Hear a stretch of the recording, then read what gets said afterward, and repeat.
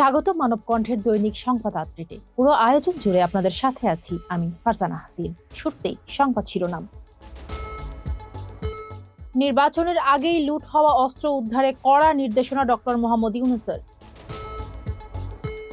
দেশ কি উদার গণতান্ত্রিকদের হাতে থাকবে নাকি উগ্রপন্থী রাষ্ট্রবিরোধী লোকদের মধ্যে থাকবে, তা নির্বাচনে নির্ধারণ হবে বলে মন্তব্য করেছেন মির্জা ফখরুল ইসলাম আলমগীর। সরকারি চাকরিজীবীদের নতুন বেতন প্রতিবেদন জমাকাল, ১ জুলাই বাস্তবায়নের সুপারিশ। জঙ্গল সলিমপুরে সন্ত্রাসীদের নির্মূল করা হবে বললেন র্যাব মহাপরিচালক। সন্ত্রাসীদের গুলিতে নিহত শহীদ মোতালেবের পরিবারের পাশে থাকার প্রতিশ্রুতি। শেষ বলের ছক্কায় কোয়ালিফায়ারে সিলেট, রংপুরের বিদায়। শুনছিলেন সংবাদ শিরোনাম, এবার বিস্তারিত।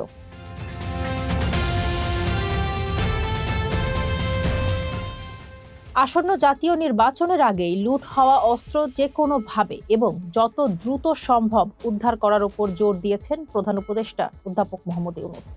তিনি বলেছেন, লুট হওয়া অস্ত্র যেভাবেই হোক নির্বাচনের আগেই উদ্ধার করতে হবে। মঙ্গলবার রাষ্ট্রীয় অতিথি ভবন যমুনায় প্রশাসনিক পুনর্বিন্যাস সংক্রান্ত জাতীয় বাস্তবায়ন কমিটির ১১৯তম সভায় প্রধান উপদেষ্টা একথা বলেন। আগামী জাতীয় নির্বাচনকে দেশের ভবিষ্যতের জন্য কঠিন পরীক্ষা হিসেবে আখ্যা দিয়েছেন বিএনপি মহাসচিব মির্জা ফখরুল ইসলাম আলমগীর। এ প্রসঙ্গে তিনি বলেন, এই নির্বাচনে নির্ধারণ হবে দেশ লিবারেল ডেমোক্রেসির হাতে থাকবে নাকি উগ্রপন্থী রাষ্ট্রবিরোধীদের দখলে যাবে। দুপুরে রাজধানীর কাকরাইলের institution of diploma engineers Bangladesh মিলনায়তনে আয়োজিত এক আলোচনা সভায় এসব কথা বলেন মির্জা ফখরুল। সরকারি কর্মকর্তা কর্মচারীদের নতুন বেতন ভাতার সুপারিশ করে আগামীকাল বুধবার প্রতিবেদন জমা দেবে বেতন কমিশন।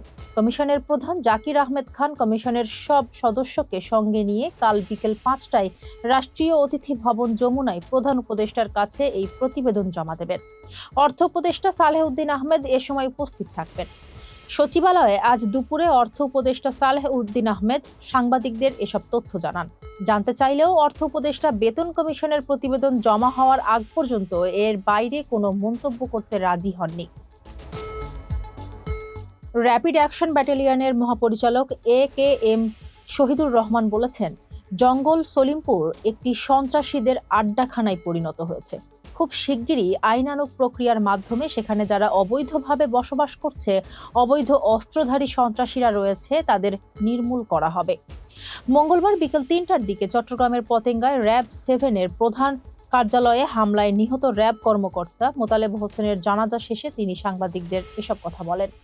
এর আগে দুপুর ২:৩০টার দিকে মোতালেব হোসেনের জানাজা অনুষ্ঠিত হয়। পরে সাংবাদিকদের সংস্থাটির মহাপরিচালক জানান, শহীদ মোতালেবের পরিবারের দায়িত্ব র্যাবের পক্ষ থেকে নেওয়া হয়েছে।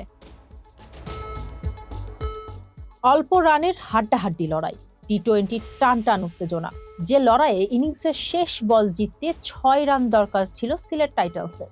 ক্রিস ওকস সেই ছক্কা মেরে সিলেটকে বিপিএল এর কোয়ালিফায়ারে তুলেছেন। হেরে বিদায় নিয়েছে রংপুর রাইডার্স। এর সাথে শেষ করছি মানব কণ্ঠের সংবাদ আপডেট। ভালো থাকবেন সবাই।